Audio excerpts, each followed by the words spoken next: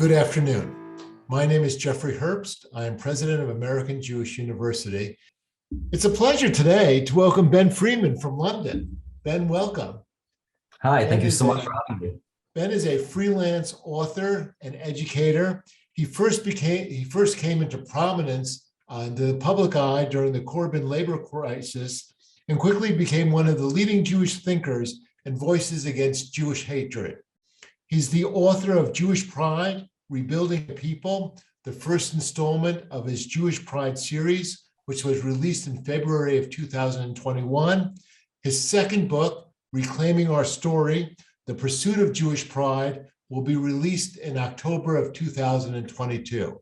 And we've placed links to those books, the second of which can be pre-ordered in the chat function. Ben, welcome. Delighted to have you here today. Thank you. Thank you so much for having me. Ben, maybe you could explain to the audience why these books now?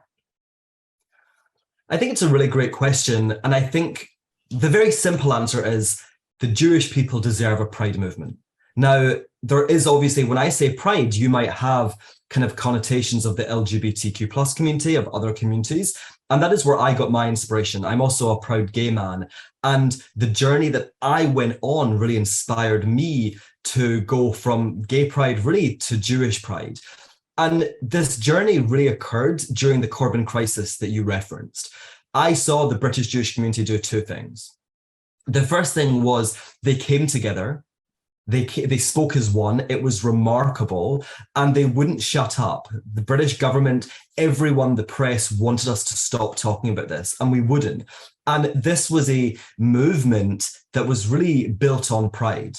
But I also saw certain British Jews, often high-profile British Jews, not really able to call Corbyn what he was, which would be a racist. They tried to talk around it, they tried to explain it, and that made me realize that they were suffering from what I call the hangover of the keep your head down policy, which was kind of the unofficial policy in the Jewish world about don't say anything, keep your head down, just stay stum. And that led me to reflect on my own experiences. And if I had any doubt that this was a book series that was needed now or a movement that was needed now, the response around the world would have shown me that people are crying out for this. Often the thing that people say to me is that this book or these books gave them permission. A lot of these thoughts, a lot of these feelings they had within them anyway.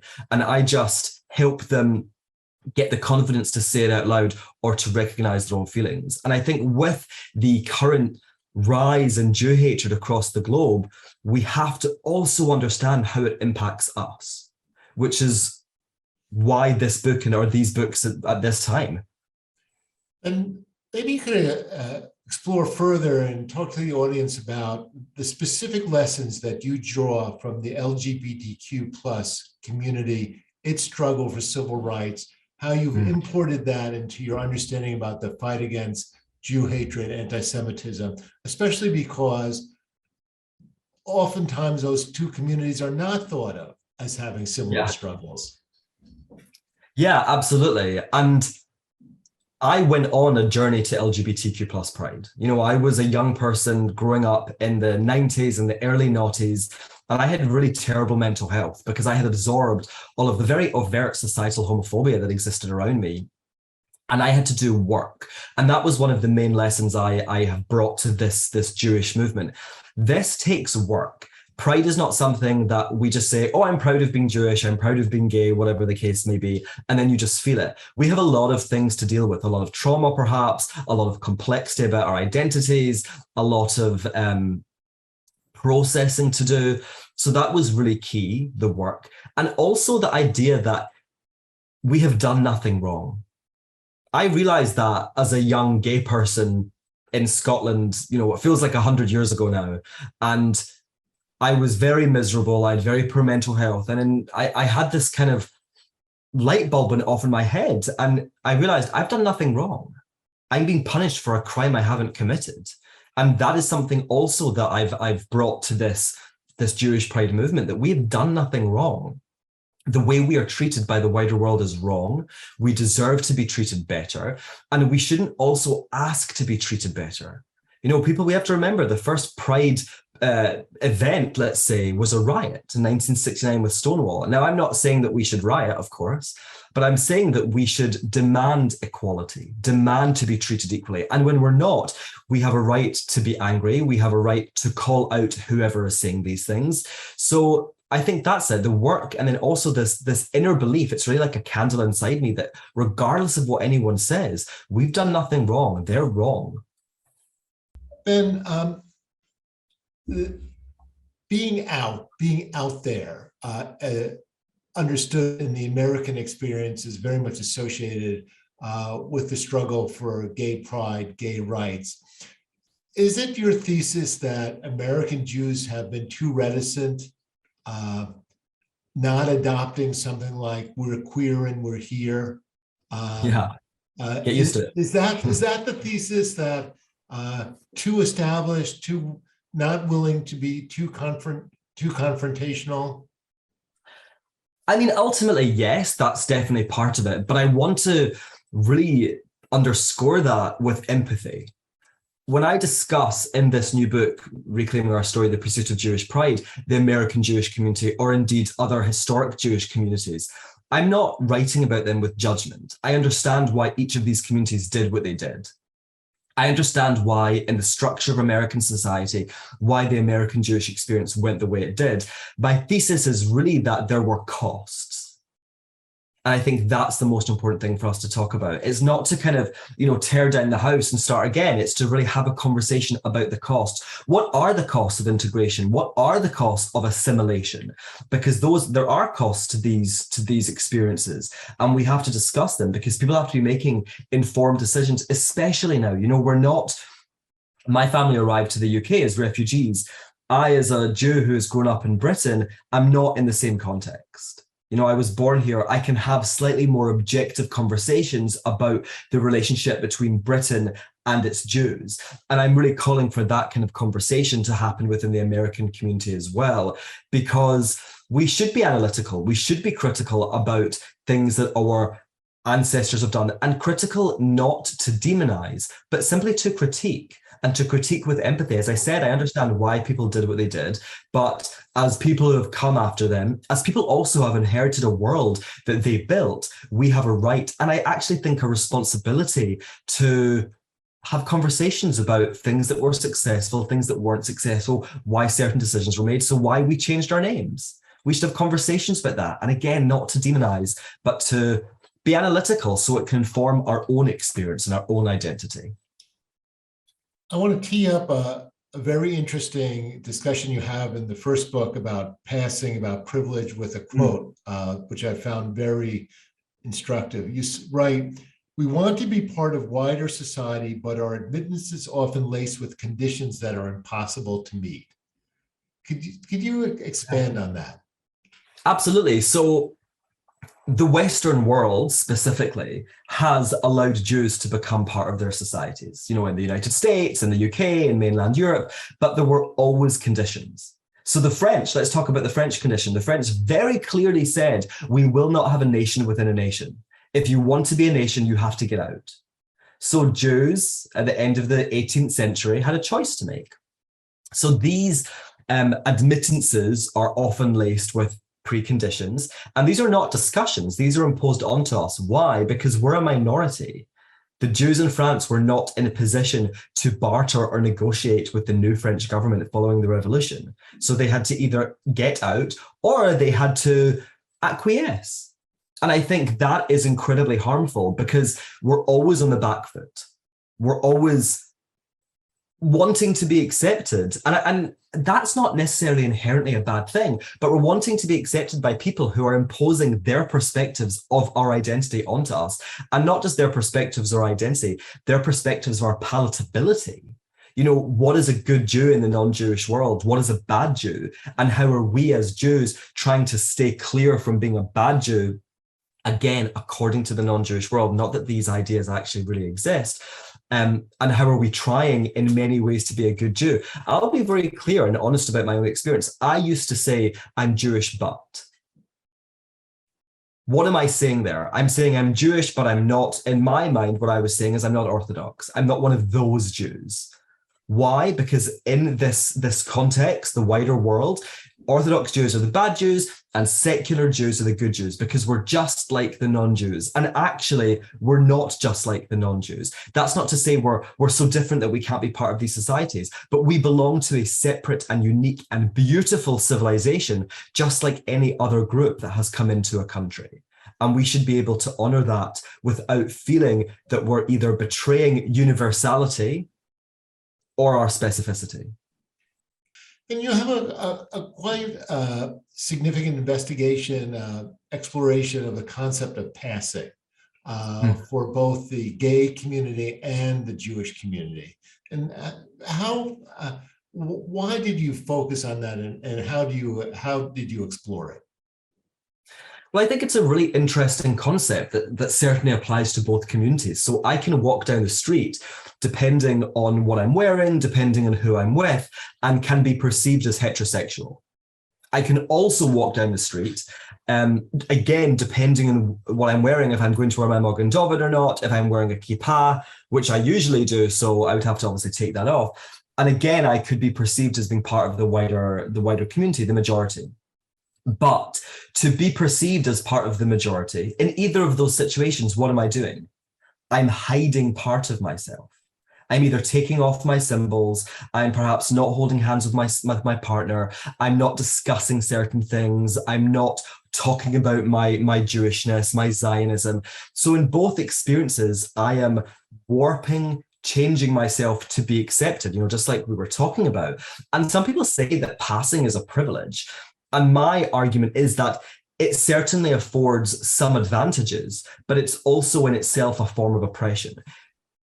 Hiding who you are is not acceptance. The fact that one has to hide who they are means that actually, at a core level, I'm aware that I'm not accepted.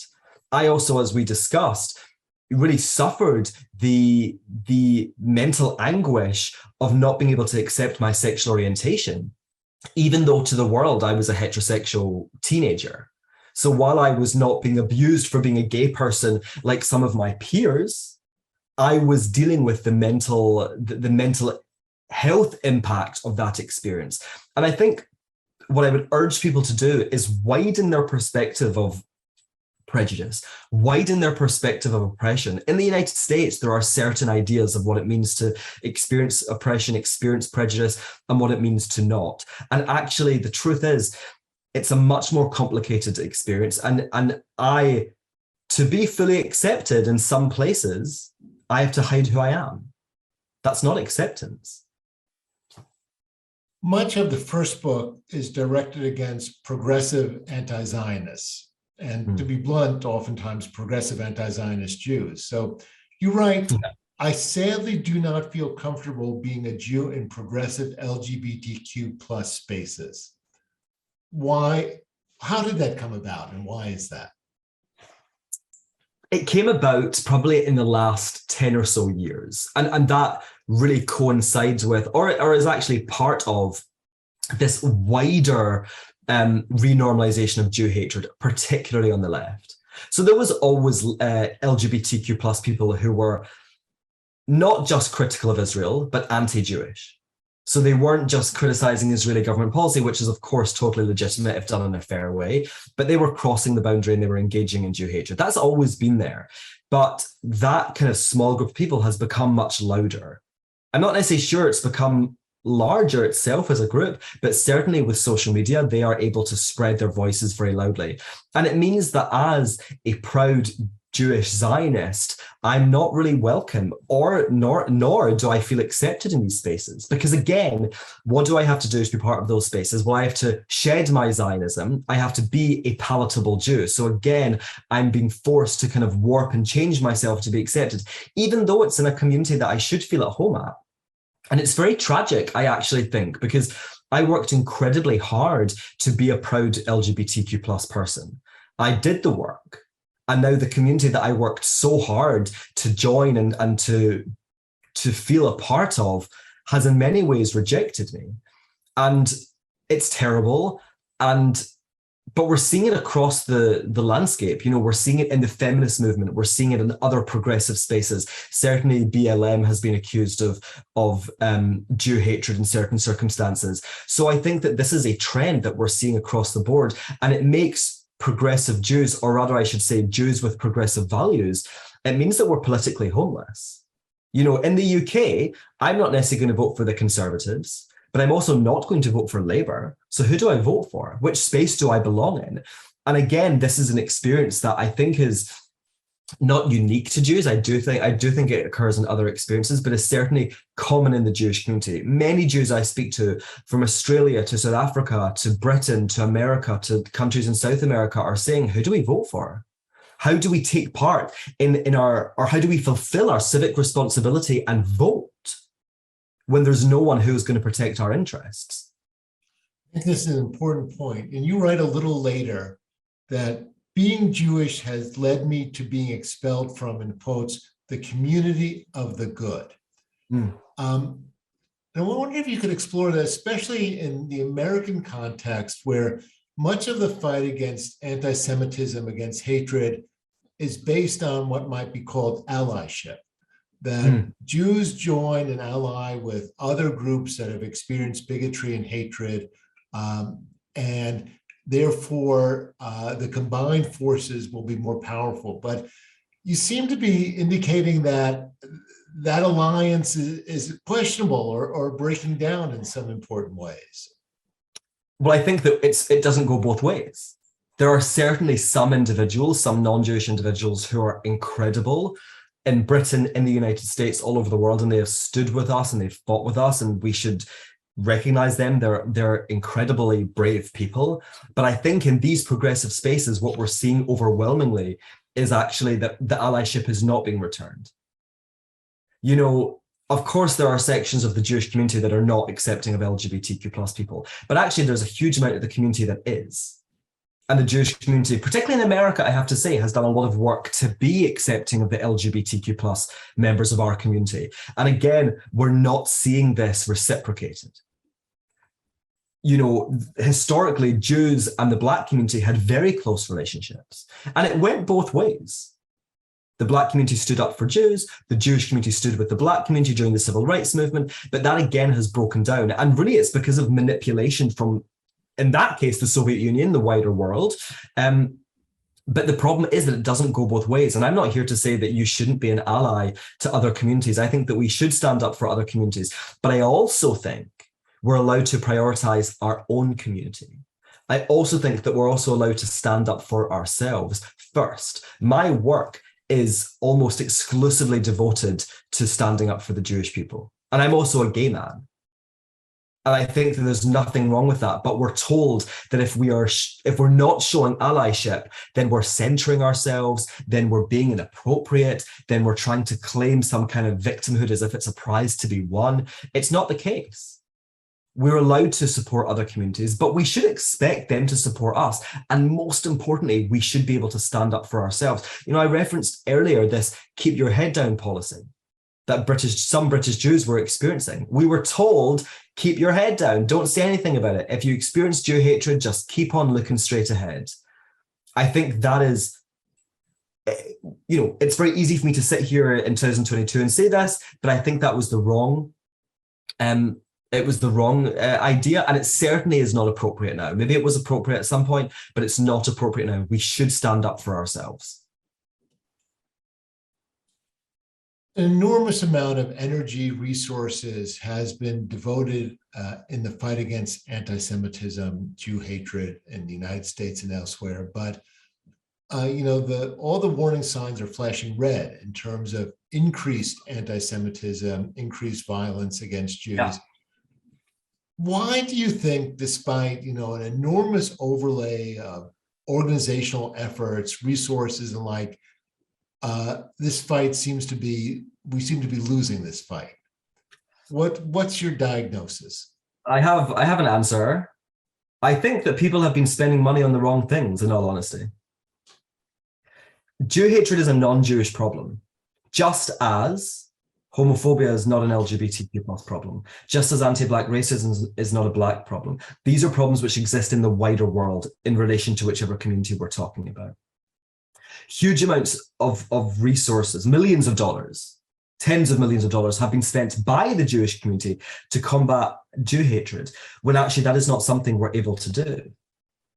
It is the non-Jewish world which has to set upon that task. Now, what role do we play in the fight? Because of course we play a role in the fight, but our role in that fight is to dialogue, share our experiences, raise awareness. And some may say that that is what has been happening. And I think to an extent it's true, but I also think there has been an assumption at some point that the Jewish community spending all of this money and all of this time and energy, as you said, Jeffrey, is going to solve the problem. It is not our problem to solve. And the reality is the wider world does not understand Jew hatred.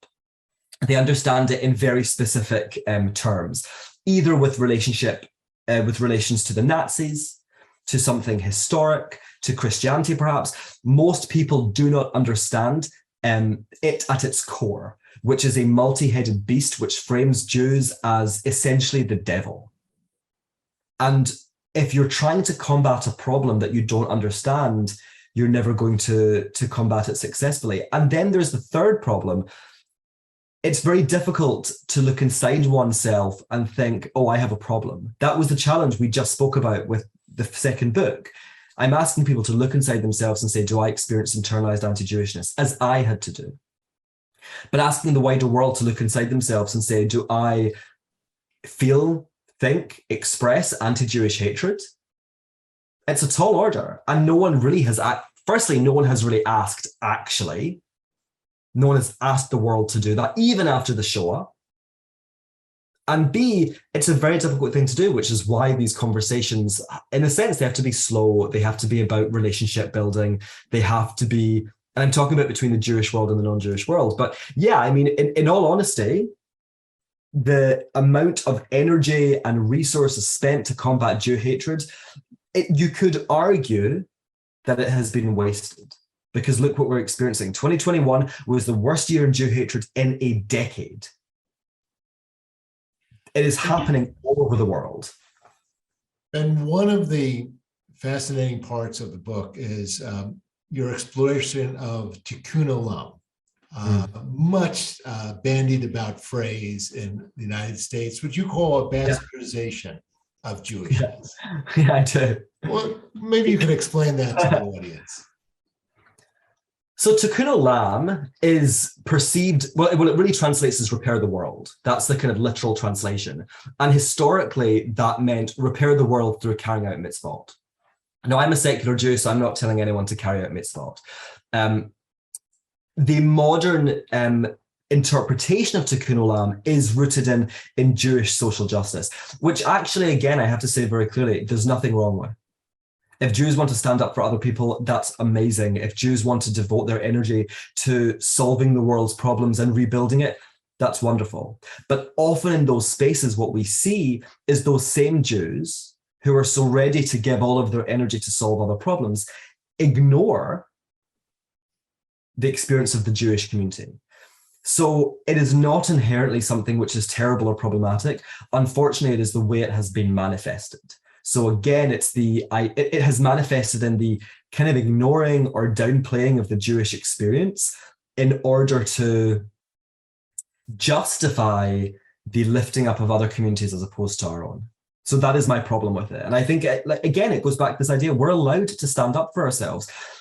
Jewish pride is a movement built on pride. It is not built on victimhood. But what I will say is that the Jews are the most continuously persecuted minority group in the history of the world. And it is kind of insane to me that there are Jews today who do not recognize that fact, who do not recognize the continuity of Jew hatred and the everlasting nature of it, and who choose to devote their energies exclusively to other experiences. Again, if they want to help other communities, that's wonderful. But no Jew should be forced or coerced or compelled into forgetting our historic experience.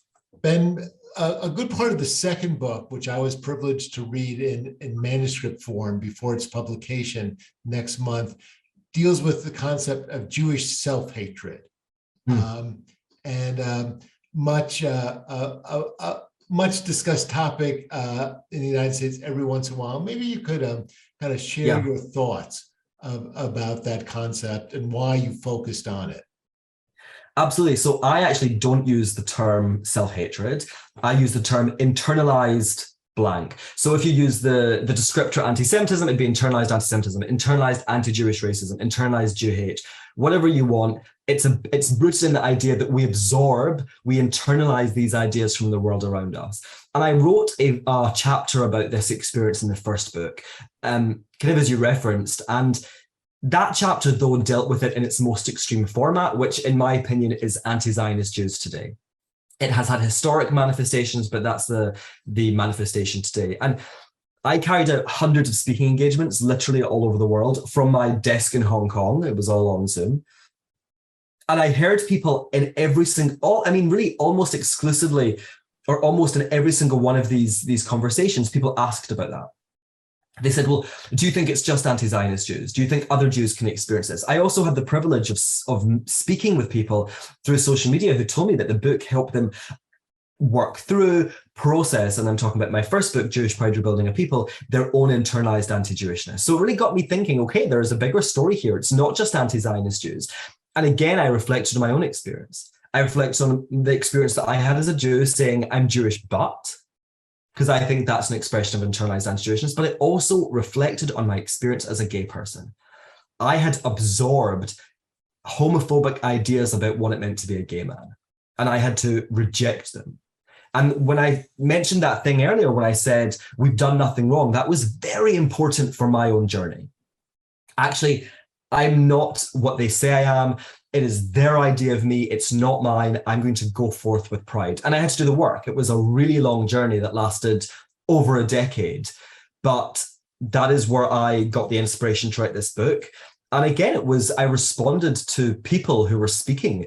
And I think this is a vitally important conversation. And I would say that the Jewish community is generations behind other communities in having these conversations. So, for example, in the Black community, they acknowledge that internalized anti-Black racism is one of the three main manifestations of anti-Black racism. So it's part of the conversation. It's part of the conversation in the LGBTQ plus world, but it's not really a conversation, or it wasn't at the moment here. As you referenced, it has cropped up every now and again, certainly in the 40s and 50s in the United States. It was a talking point. Certainly in Germany in the 19th century and the early 20th century, it was a talking point. But these are conversations which, for a number of reasons, died. And I think that it is one of the biggest threats that we're facing is internalized anti-Jewishness.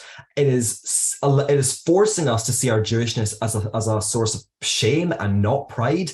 And we have a responsibility to heal. We have a responsibility to work through whatever work we have to do, because Jewishness does not belong to us. We have to look after it. We have to mend it. We have to build it, and we pass it on to future generations. And what are we passing on if many of us suffer from internalized anti-Jewishness? And there may be people in this call thinking, well, I don't suffer from that.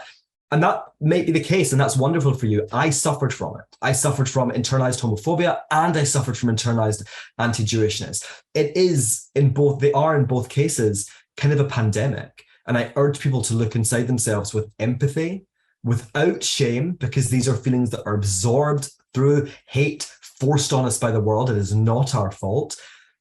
But the work that we have to do to heal, that is our responsibility. And thank you for that answer. Let me now go to the audience questions, and please keep submitting them. We'll try to get to as many as possible. One member of the audience writes, Ben, very interesting. How do we go from, quote, asking to, quote, demanding? That is such a wonderful question. So thank you to whoever asked for that. My model for this answer would be the British Jewish community during Corbyn. They wanted us to stop talking. They referred to it as a row, which I think doesn't make sense in my accent. So it's kind of like a quarrel, a fight. It was like this fight. We were not fighting with the Labour Party. They were Her Majesty's opposition, His Majesty now, Her Majesty's opposition, and they were actively targeting the Jewish community. We did not back down. We raised our voices every day for years. And that is how, it's one of the reasons he lost the elections. It's not by any stretch of the imagination the full reason, but it certainly played a role. And the demanding is just not being silent, not wanting to make the world comfortable. You know, I'm going to wear my Magen David, I'm going to wear my kippah, and I don't care what people think about it. I'm going to wear it because I'm going to move through the world as a proud Jew, and I'm not going to silence myself, and I'm not going to warp myself any longer because I did, to be accepted. So I think that is a huge part of the demanding. We just don't stop talking about it, and we organize and we celebrate and we come together. And you know, again, I'm not saying that we should riot. I'm really not. But the first Pride was a riot. We weren't putting up with it. And I think that the Jews in our own way will find our own way. We should also not put up with it. And another member of the audience writes about Habad, and how do you think it contributes to Jewish pride worldwide? Listen, I think that there's many organizations that do amazing work. I think that Habad does some really amazing work on campus. And there's organizations that I think also do really amazing work. And they're not organizations that I would necessarily want to go and spend a huge amount of time in, but it doesn't mean that they don't contribute to the Jewish life of these students. And I think that's the most important, particularly on campus. You know, we have students who are being pressurized every day to be less Jewish or to be more acceptable, to be palatable.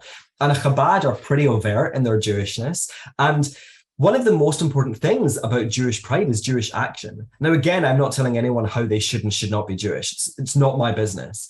But we all must find a way to be active Jews. And I think Chabad help people do that. And there is something to be said about people having a place to go and eating kosher food or getting a challah for Shabbat or getting wine to make Kiddush. I think that there's something really important. And again, that might be great for some people. It might not be great for other Jews. So we have each of these different organizations, of which there are many, contributing to this wider communal life of the Jewish people. And another member of the audience writes, how do I find the right balance between being an ally and taking care of my community? It's a really great question. And I think it's one that every single person has to really figure out on their own. And one of the kind of things to consider is quite practical, right? There's only so many hours in a day. We have jobs, we have to adult, we have to do our laundry, we have to clean our kitchens and all of that stuff. We have to do our taxes. So we have a finite amount of time. And I think it's really about responding to the world that you're in, responding to the world around you, and standing with other communities, of course. But I think that for me anyway, even though I really try to stand with the female community and with other members of the LGBTQ plus community and with the Black community and with the Asian community, which is very important to me because I used to live in Hong Kong, I will not do so at the expense of my Jewishness. I think that's really something to consider. Is the allyship at the expense? And maybe in a time perspective, yes. And I think that's okay, actually. But is it at the expense of our kind of like our ability as Jews to stand up for ourselves? I think that is really the question. And I know that was not a very practical answer, so I'm super sorry to whoever asked that. It's a really wonderful question, but it's something that we all have to figure out on their own. For me, my work is, for those of you who know me, it's vast majority about Jewish issues. Even though there are many, many important things happening in the world, I choose to put my energy mostly into the Jewish community. And I think there is space for people to stand up with other communities. It's just really up to you how you divide your time, which is a very politician answer. I apologize. And you mentioned college campuses, and we have a question. How do we get progressive college students, both Jewish and non-Jewish, to understand the Jew hatred on their campuses in the guise of social justice and anti-Zionism? It's a great question. We need to take back our narrative. Zionism has been stolen from us in terms of its meaning. I say to people, Zionism is the movement of self-determination for Jews. Israel has a right to exist. And they say to me, oh, that's not what I heard. I heard that it was about all the land. It was about this. It was about that. We need to say, no, this is a Jewish concept. It is rooted in Jewish history and experience. It was created by Jews for Jews. We alone get to define it. And that again is part of the demanding. We're doing it politely, but we're not going to debate. There are certain things we will not debate. We will not debate whether the Holocaust happened. I personally also do not debate whether anti-Zionism is a form of Jew hatred. I also wouldn't debate what the meaning of anti-Zionism is. I will explain it if someone doesn't understand or if someone wants to ask a clarifying question, but I will not debate it. And I think that we must take back the narrative and simply say no. That is incorrect. Let us as Jews tell you what this means and use their kind of rhetoric against them. And that, in a sense, it's easy for me to do as a gay person, because the minute I tell people I'm gay, they say to me, what are your pronouns? Are you gay? Are you queer? Are you LGBTQ+? They invite me to define my own experienced identity. And the minute I say as a Jew that I do not describe myself as white, I describe myself as a Jew who benefits from the advantage of being perceived as white in certain circumstances, I'm told, no, you are white. And I say, well, how is that fair? You're asking me on one hand to define my own experience and identity, and on the other hand, you're forbidding me from doing that. So we need to understand their rhetoric. And this sounds very strategic, but in a sense, use it against them to be like, you would not say this to other communities. Allow Jewish people to define our own experience and our own identity. We have that right, and we will not ask for the right. We will state that it is our right. And there will be some people who will listen. And listen, there'll be some people who don't. But we get to then call them what they are, which should be Jew haters or anti-Jewish racists or anti-Semites, whatever word you would like to use. We don't need to be nice to people who are doing this to us. Sorry. I know you're speaking to a lot of college students. You've undoubtedly spoken on college campuses. You're going on a book tour the United States soon. What's the reaction of Jewish students on campus when you say this? They love it. Are they afraid? Are they? No, they're not afraid because they get it. And listen, there are some people who don't, and there's some people who say, well, you know, you cannot question the American Jewish experience, or you cannot say this about the progressive world. And of course, there's people who say those things, but the vast majority love it because on one hand, you know, the first half of both of my books, they're, as you said, they're academic, they're scholarly, they're kind of intense, but the second half is emotional. And particularly in the second half, you know, I interview people, I talk about real life applications of these ideas. I'm not saying things they've never thought before. As we talked about previously, Jeffrey, it's about giving them permission. So they're now in a space where they're being told, no, it's okay to be a Zionist. It's okay to be a Jew. You get to define your own experience. You get to define your identity. They are wrong. And that is very liberating and empowering. So Jewish students on campuses all over the world have thankfully been really receptive to this because I think that they already know it. They're just needing a little bit of a push, a little bit of support, because they exist in very hostile environments. And the rest of the Jewish community, those of us not on college campuses, have to stand with them and empower them because, you know, social media is one of the fights. There's many different front lines, but certainly college campuses are. And there's many American Jews on college campuses who are ready to fight with pride. Ben, let me ask you a question ripped from the headlines, as they say. Another member of the audience writes about your opinion about Yiva University's decision not to allow a LGBTQ plus club. Very good question. Yeah, I thought it was revolting. And I understand the complexity of this conversation, though. I understand the halakha. I understand what the Torah said. I understand it. But we have a responsibility as leaders in our community to create safe spaces for all of the Jewish students in our, those in our duties of care. Whether these people like it or not, gay Jews, LGBTQ plus Jews exist. So while the staff at this university, while the dean of this university may not personally condone it, they are also operating an institution. I, as a teacher, had a duty of care, and each teacher, each institution has that duty. And I think that they were very much failing in their duty of care. And I think that it was revolting because LGBTQ plus Jews kill themselves, not necessarily because of Yiva University, but because they have the experiences that I had. Gay Jews exist. We're part of this community. And in many ways, actually, to be very honest, we're leading the fight. we discussed the millions of dollars spent. No one's backing me with millions of dollars. I'm just sitting at London in my tiny flat with a keyboard tweeting and writing a book. I'm one of the leaders and I'm a gay Jew. So actually, the gay people or the LGBTQ plus people in our community, you don't need to agree with us. You don't need to think that. You can think what you like, but we exist and we should be respected in the same way that I would always respect the ultra-Orthodox. I will stand with them even though they might not always stand with me, because we are one, Am Echad, one people. And I think that it was really a revolting display of homophobia.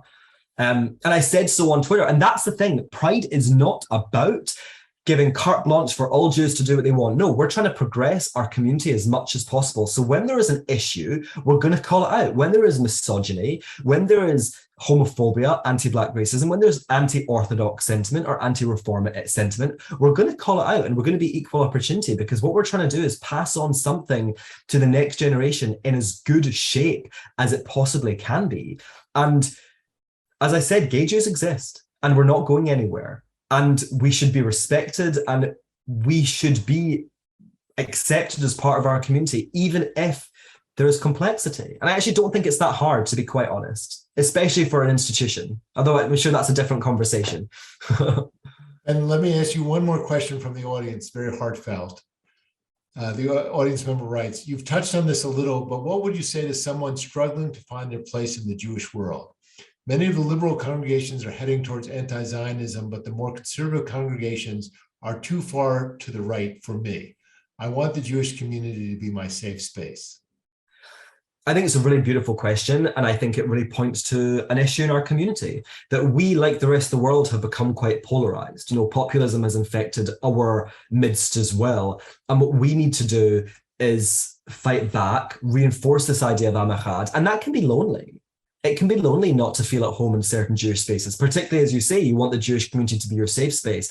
I would really encourage you to be online. And that, you know, is not anything I would say in other circumstances, because social media is kind of a cesspit, as we all know.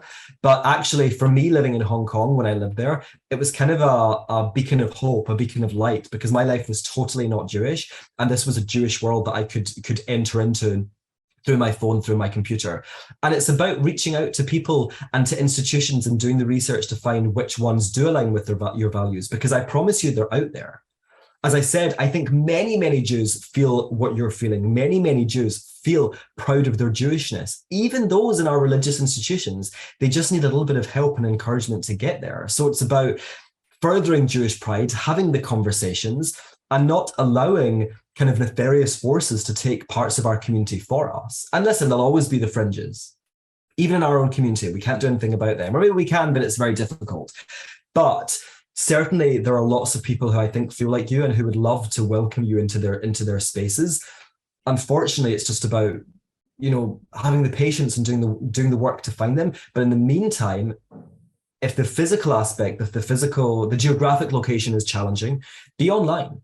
I've met so many wonderful people just through Twitter and Instagram.